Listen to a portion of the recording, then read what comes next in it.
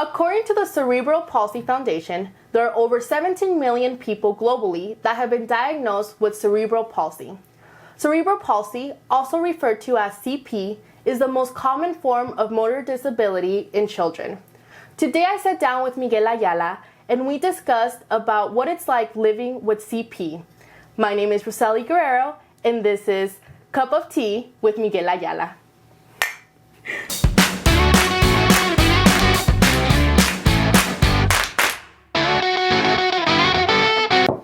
Miguel, how are you? That was a loud click. I thought my cup was gonna break. Thank you so much for having us here at your home. We really appreciate it. Of course. So, Miguel, talk to us a little bit about what CP is and just... Yeah, so exactly like you were saying, it's just a disability in the brain. It's usually in babies that are premature, but it can also be caused by medical error. So literally up to the when the mom is giving birth, if something goes wrong, then that could affect the child as well. So is that something that they can detect before birth or no? I think so. I'm not the most medically wise person, but I think there are preventative measures, especially now with technology. So yeah, if they can find, because actually, before. There used to be I don't even know how to say this, but there was usually kids wouldn't get diagnosed until the age of 2. So the parents wouldn't know that they had cerebral palsy, right? They were just something's wrong with my child, but I don't know what it is, right? Or, but now the 2 years have decreased to 6 months. Oh. So technology is improving in such a way that it can be detected earlier. At an earlier stage. Yeah. So what are some symptoms that help people detect CP? Oh man, these aren't easy questions. Let's see. Symptoms. I guess I wouldn't know how to answer that because I guess I wasn't in the room when my mom was doing her medical test. But yeah, I guess I wouldn't know. I mean, as a kid, you don't, or at least in my experience, I don't have I never had symptoms per se because it was just kind of the way my body functioned. So I guess that could be maybe if you notice that your children's muscles are a little tighter or the other, I know when I was a baby, I would have trouble sitting up, so they had to prop me up with pillows. And that's kind of how they started noticing. Or I started walking later, stuff like that. Yeah. But as far as symptoms for the mom, I have no idea.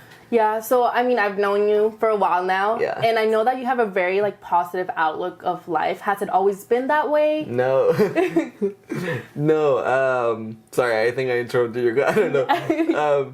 No, it hasn't always been that way. I've gone through kind of a change. When I was younger, I used to be actually very angry about my disability just because, I just thought I didn't understand why I was the one that had to have it, or, I went through all those kind of thoughts. So yeah, it hasn't been until now that I've kind of, as I've grown, I've learned to embrace it a little bit more. What helped you cope with it? Honestly, I think, there's been a couple things. I think the support of my family and now as I've grown, my friends as well, they play a big part of it. And then also the other key thing I think would be actually my faith life. I think that helps me kind of see the positive side of it. Yeah. So, Miguel, can you kind of talk to us a little bit about how the challenges you face that people that are able-bodied would probably not face on their daily basis? Yeah, so for me, since my disability affects me physically, basically anything around the environment that's not accessible is a lot harder for me. So stairs are a big thing. I joke around that they're my worst enemy. That and winter in general with the ice is my worst enemy. Sorry, that's me going up the stairs. I know. But stairs without railings or they're kind of the worst because since I can't keep my balance, for example, a normal person would just take the step and boom, right? But when I lift my leg, I lose my balance, so I can just very easily just fall down the stairs. So railings are a big thing. I know for my friends in wheelchairs, ramps, of course, elevators are so helpful. So just making the environment more accessible would help us all, I think. Yeah, make it easier to have more accessibility. Yeah. Especially in buildings, I would guess. I mean, I know With, that like, multiple floors, yeah. I mean, I know that you went to Boise State, so did that, I mean... Yeah, I mean, that they I never really noticed, like, it was pretty accessible from what I can remember. Back in my day. Yeah, from what I can remember, it was fairly accessible. Like, the sidewalks were even, because that's another thing. When you have CP, for my foot drags a little bit. So in my case, so any little bump in the sidewalk, that's enough to, like, take me down. But I mean, from what I remember, Boise State was great with the sidewalks. The only thing that I can clearly pinpoint is, like, lecture halls. Sometimes the stairs were, like, down the middle of the seats, right? And there was, like, nothing. So I had to, like, hold on to the seats and then, you know, like, find a way. You either, when there's no railing or ramp, you have to use a wall or whatever's around you to kind of maintain your balance. And, you know, sometimes when I remember when there was, like, people sitting in that seat, and I would, like, need to use, like, the seat to get down the stairs. So I would, like, try so hard not to, like, touch snip, like, you know, like, just, like... Hold on, please. Just, like, grab somebody by the shoulder and just... A lot of awkward situations, yeah. Well, I think we're gonna have to do another episode about those awkward situations. Just that, yeah, that's all. What about your social life? Like, do you feel like it has affected your social life in any way? I think it has, but not because of other people. I think it's affected it because of the way I viewed kind of my disability. So I think I'm the one that kind of put the limits on myself as far as what I could do and what I couldn't, or who I could talk to and who I couldn't. I mean, and still now, obviously. I was fortunate, and I'm still fortunate actually, that I've had friends that kind of, I guess, like, stuck through kind of my awkwardness or my own inability to talk normally or whatever. You know. Do you? I know what you mean. You know? Do you know?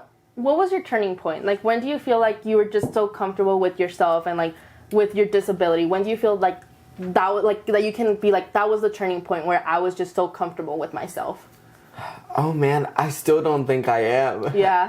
I feel like it's something that I'm still working on, but I think the biggest difference is that I've kind of, not that I've stopped, I guess I've stopped worrying about being judged for my disability because I realized that there's a lot of people, like I mentioned, CP can, like, I was 2 months premature, but there's kids, there's children, or there's adults who maybe have a more severe case of CP who don't have the ability to do the things that I'm able to do. So I feel like it's, and I've always felt like this. Nobody's told me that it is, but I've always felt that it's kind of my responsibility in a way to, you know, like, talk about these things for the people that can't. And not just with cerebral palsy, but with any other disability in general, I think. Which kind of brings me back to the fact that you do have a YouTube channel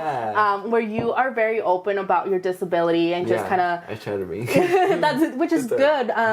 Why do you think it was, like, very important for you to start a YouTube channel and talk about, you know, I know you talk about, like, overcoming your disability and just different topics about what, you know, you just living with social it. Awkwardness. I mean, that's a big thing. I think and through other experiences that I've seen, you know,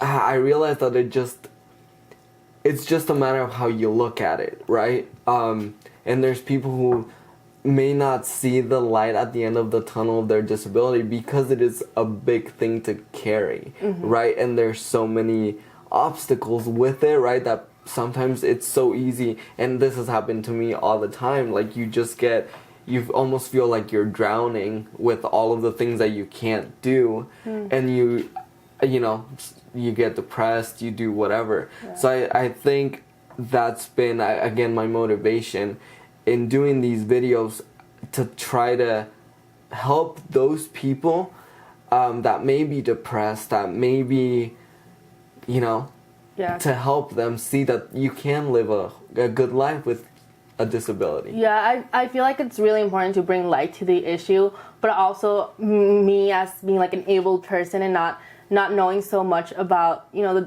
the disability and like what it entitles. Yeah. I've learned a lot like seeing your videos. So, you know, based on that, like how do you, you know, have you ever had a situation where someone has, you know, belittled you or being rude to you because of your disability, and how have you overcome that? I there's only been a few times that I remember. For example, like comments that people have made. It just kind of makes you feel like crap. I mean, I'm just like I don't think you need to have a disability to be able to understand somebody with a disability, because I think it's issues that we all go through. All right. So yeah, there's definitely been comments, you know, but and I mentioned this, and I feel like I'm oblivious to most of those things. I don't know if it's a good or bad thing. Yeah. But you know, it does affect me, but only to a point. And then if I've gotten to know myself enough to where I see that it's affecting me too much, then I'm able to like reach out for help, or you know, just find a way to snap out of it or get back. And that's again where friends, or like again my faith has come into play. Yeah. So I guess you just have to know yourself. I think that's key. Before you start worrying about anything else, you have to like know a little bit about yourself. All right, Miguel. Well, thank you so much for having us. Just wrapping up here, I just wanted to ask you, what would you tell someone that doesn't know about CP, about how to approach someone with that disability? I feel like there's always so much misconceptions, or people are just not that informed about it. Yeah. So, I would tell them, just don't be like awkward about it. I almost said don't be rude about it. So like if you see somebody with a disability, like just like say hi. Or I think most people, or myself, I don't mind if I'm asked like, oh, like like, do you have a disability? Like what is it? Or like, you know, I'd rather people ask me, because I know that it's something that people are wondering about, right? So I'd rather just get it out in the open and not have like a big elephant in the room every time. So yeah, just like approach someone, just be like, hi, how's your day? You know? Yeah. Like also, like if you see somebody in a chair, don't let that be your first and only question. Don't, because you know, who wants to like do that? Like, no, just like if you're interested in making friends with people with disabilities, just say hi. Like, don't be like, what's wrong with you? Or like, you know, that's weird. Yeah, like approaching it like a normal conversation. A normal person, right. It's like, yeah. So. Do you think like some people usually go and like, they're like, oh, let me help you, and they feel like the need to help you? Is that something that bothers you?